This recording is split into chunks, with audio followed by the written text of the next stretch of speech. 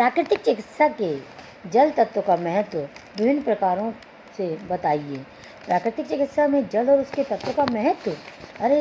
जल तत्व में ग्रहण करने की क्षमता होती है, इसलिए जल तत्व प्रधान राशियों में आत्मविश्लेषण की खोज एवं ग्रहण का विशेष गुण होता है।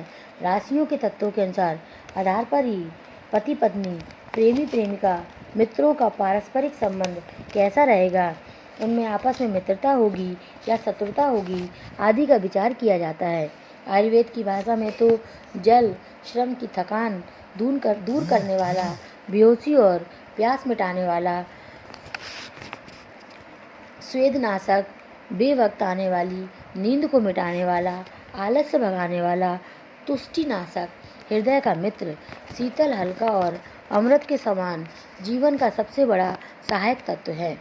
जल तत्व के अंतर्गत 3 राशियां आती हैं, जिनमें कर्क, वृश्चिक और मीन राशि शामिल हैं। ये राशि जल के स्वभाव की होती हैं और चंद्रमा से इनका गहरा संबंध माना जाता है। वास्तुशास्त्र के अनुसार पंचमहाभूतों पृथ्वी, जल, वायु, अग्नि और आकाश के विधिवत उपयोग से बने आवास में पंच तत्व से निर्मित प्राणी की क्षमताओं को विकसित करने की शक्ति स्वतः स्फूर्त हो जाती है।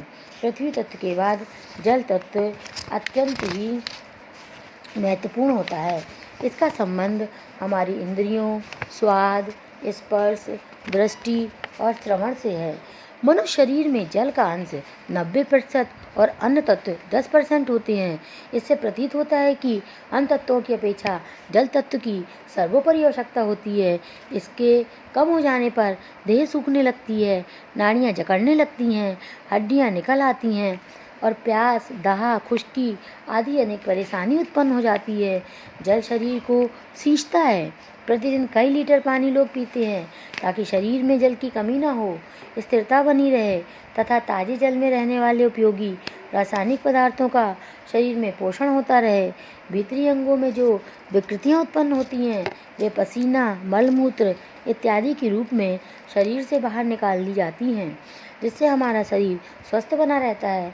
जैसा कि वर्षा से हमारा प्रकृति के पेड़ पौधे प्रफुल्ल एवं चैतन्य हो जाते हैं और बारिश न होने पर मुरझा जाते हैं, ठीक उसी प्रकार वही हाल हमारे शरीर का है।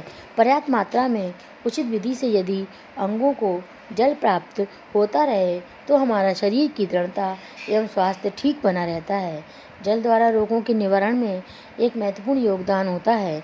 स्नान को ही लीजिए, स्नान स्वास्थ्य का ठीक करने में विशेष कारगर होता है।